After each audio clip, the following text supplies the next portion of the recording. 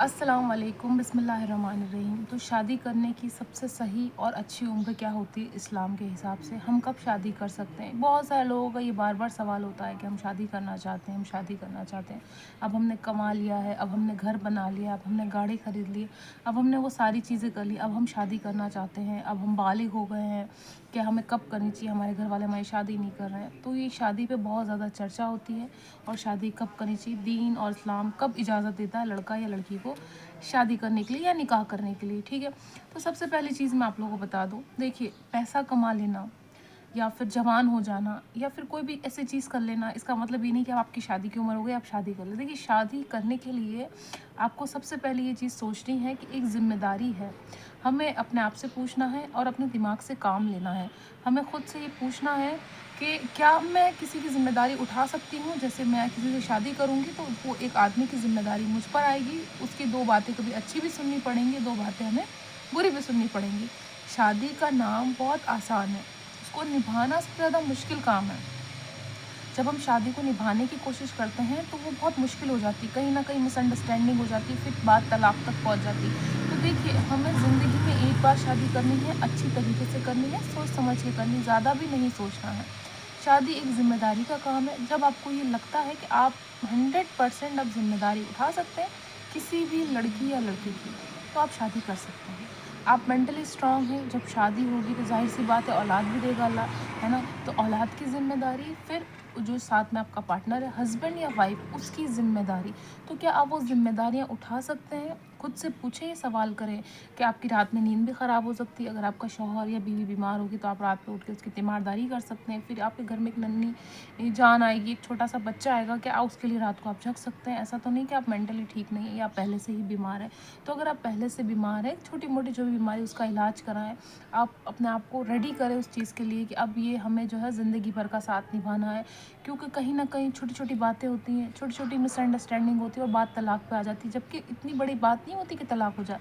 तलाक होना यूँ चुटकी का काम हो गया आजकल, क्योंकि हमें कोई भी चीज़ बर्दाश्त नहीं होती, कोई भी बात बर्दाश्त नहीं होती है। हमसे किसी ने ऐसे क्यों कहा, हमारी डिसरिस्पेक्ट क्यों की, हमें ये क्यों बोला, हमें ऐसा क्यों बोला, क्यों? क्योंकि जब हम शादी होके जाते हैं, एक लड़की जब शादी होके जाती है, तो वहाँ का रहन-सहन, खाना-पीना, वहाँ का कल्चर, वहाँ की हर चीज़ अलग होती है, डिफरेंट होती है। उस चीज़ को एक्सेप्ट करने में टाइम लगता है।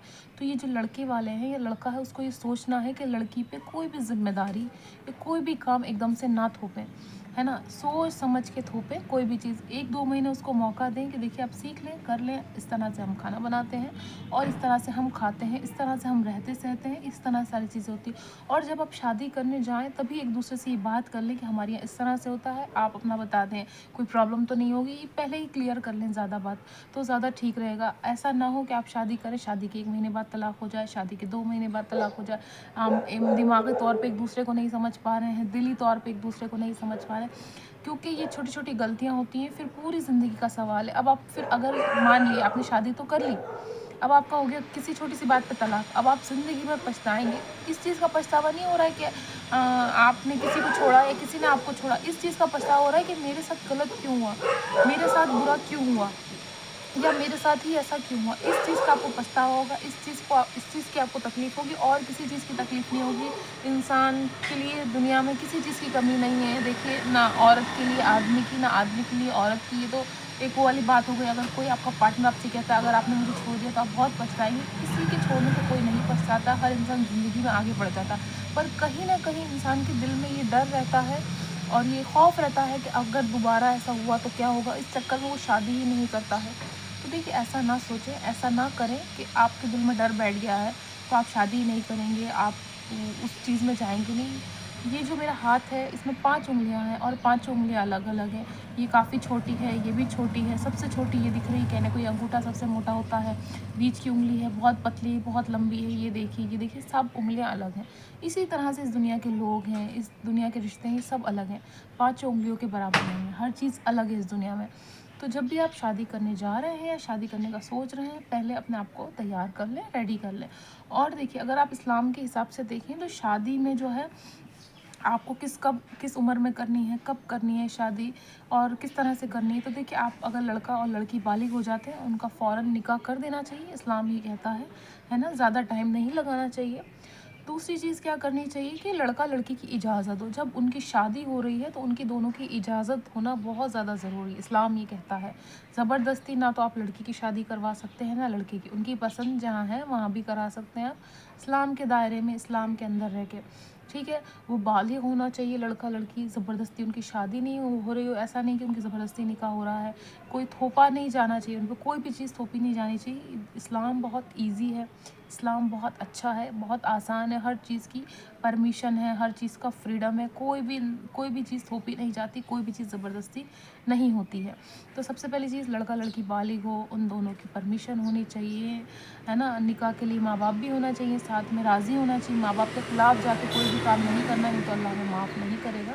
तो ये सारी चीज़ें आप देख लें, है ना? उसके बाद आप देखें आपके कारोबार, रहन-सहन की जगह अच्छे से करें शादी, अच्छी तरीके से रहें, ज़्यादा दिखावा ना करें, ज़्यादा तमाशा ना करें, इस्लाम को आसान बनाएँ, बहुत ज़्यादा मुश्किल ना बनाएँ। शादी करना एक कोई मुश्किल काम नहीं, बहुत आसान काम है, पर हम लोगों ने मुश्किल बना दिया है।